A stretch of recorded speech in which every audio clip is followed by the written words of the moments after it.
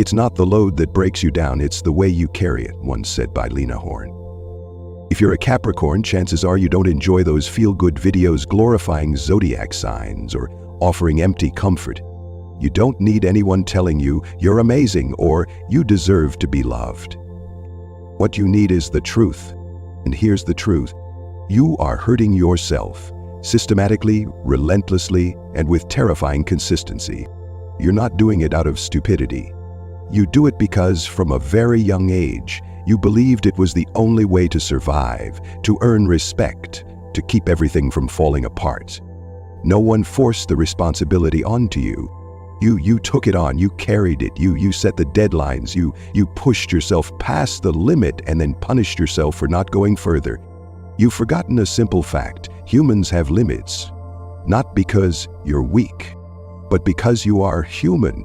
Capricorn doesn't like staying still. You feel restless when you're drifting, when things are out of control. You need direction. You need to feel useful. But that very need has led you into the cruelest trap. Every time you're exhausted, instead of resting, you think, I haven't done enough. You say you're resilient. But ask yourself this: is it truly resilience, or is it just a way to delay confronting what you actually feel by drowning yourself in work so you don't have to feel at all? No one needs to blame you, but you need to stop long enough to realize this way of living, this structure you've built and called normal, is quietly consuming you. You're a Capricorn. You don't need anyone to make decisions for you, but you also won't change anything if you keep lying to yourself that I'm fine. Take a hard look, not to feel guilty, but to finally see what part of the way you live is your true nature and what part is just programming, conditioning you accepted early on, forcing you to carry everything without ever asking, do I really have to? Reason 1, you're too attached to let go at the right time. Not attached to money, not attached to status, but attached to control, attached to the feeling that everything is under your watch, attached to the role of being irreplaceable. You think you carry things out of responsibility, but deep down you carry them because you're afraid to let go. You don't wait for others to speak up.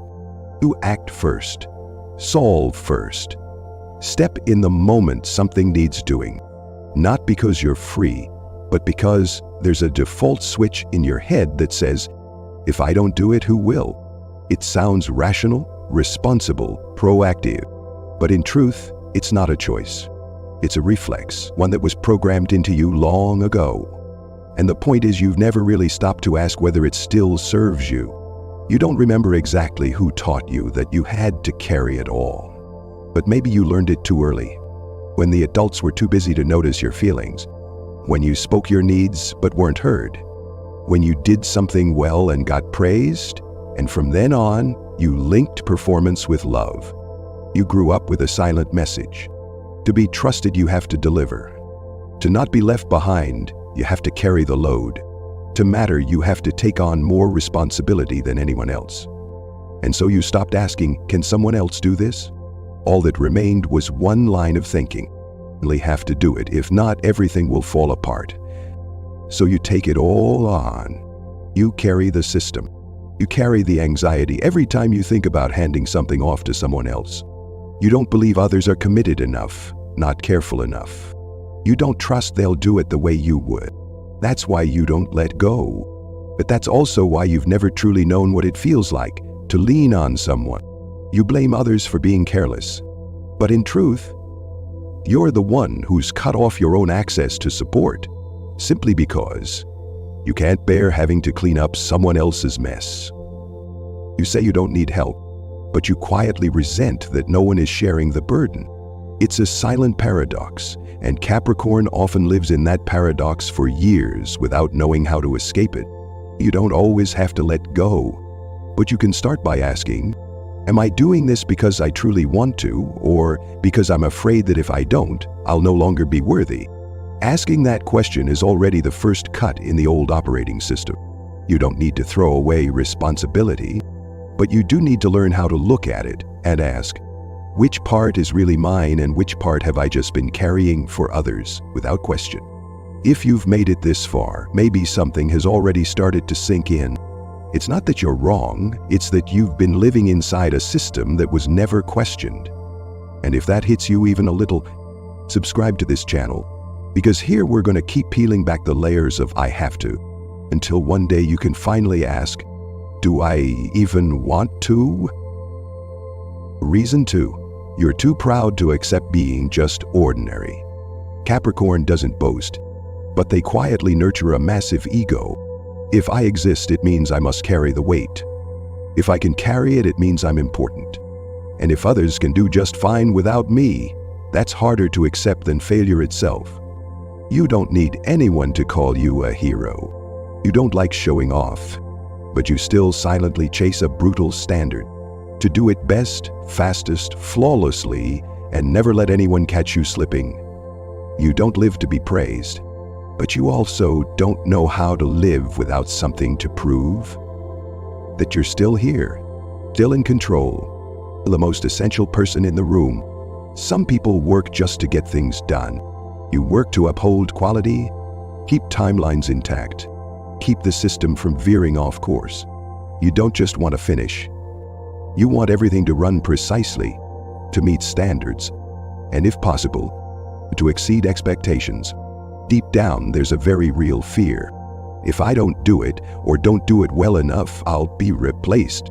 If someone else does it better, I'll lose my place. And if I'm no longer the one who carries the load, I'll have no clear worth left. You don't push yourself because you fear emotional abandonment. You push yourself because you fear losing your place in the system. You're perfectly fine being alone, but you're not fine being seen as unnecessary. And so you maintain a repeating pattern. The more you achieve, the more you feel essential, the more terrified you become that if you let go, people might realize you're not that irreplaceable after all. You don't rest, not because you don't want to, but because you don't know how to accept yourself without a defined role. You don't know how to simply exist without serving. The issue isn't that you like helping. The issue is that you've defined yourself entirely through efficiency, output, performance, function, position, recognition. You don't need someone to love you like a child, but you still crave something you don't dare name. Someone who sees you, understands you, believes in you, even when you're not doing anything useful. Oh, reason 3. You're too consumed by your own intensity to realize this truth. Your standards are quietly killing the natural life in everything you touch. Capricorn doesn't show anger like fire, but they carry a dangerous, quiet form of it. A coldness toward mistakes, an intolerance for carelessness, a subtle contempt for anything that doesn't meet their standard. And in being too tight, they lose the very joy that comes from the natural flow of life. The kind that's never perfect, but always real. You don't like things done halfway. You don't tolerate sloppiness. You're extremely allergic to the just get it done attitude. Not just at work, but in relationships, in daily life, in everything you touch. It to you. If you start something, it must be done all the way. If it begins, it must lead to a result. If there's commitment, quitting halfway is not an option. That's your nature, and it deserves respect. But there's a problem. You don't know when your standards cross the line from integrity into control. You set high goals, and then unconsciously attach your sense of safety to achieving them. You set expectations for others, and get hurt when they don't behave in the logical way you think they should. You draw up your model of how life should be, and then feel shaken every time reality tears through that plan. You don't lash out, but you turn cold. You don't get sad, but you withdraw. And in those moments, you think you're protecting yourself, but in truth you're closing your heart, because you can't accept what's imperfect. No one asked you to be perfect, but you've lived so long with the belief that you're only okay if everything around you is okay. And to keep things okay, you have to control it. You don't allow yourself to mess up. You don't allow others to fall behind. You don't allow the plan to shift. But when has life ever moved according to the KPIs you've built in your head? You protect the system, but lose real emotion. You demand quality, but forget connection. You fix mistakes but miss out on beauty because you were too busy optimizing. And one day you realize you've achieved efficiency, but lost the feeling of joy. The issue isn't your standards. It's that you believe that if I lower them, I'll become mediocre.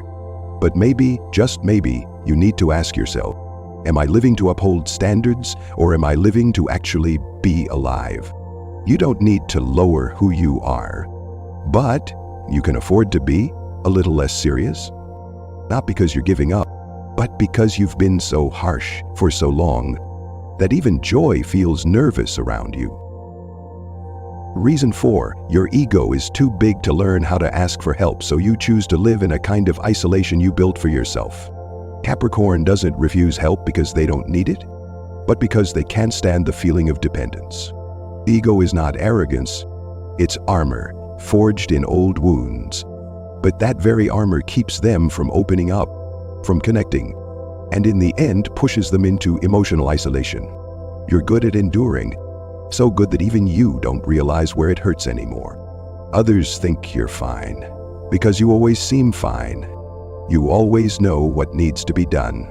You always know what to say. You always have a backup plan for every possible outcome.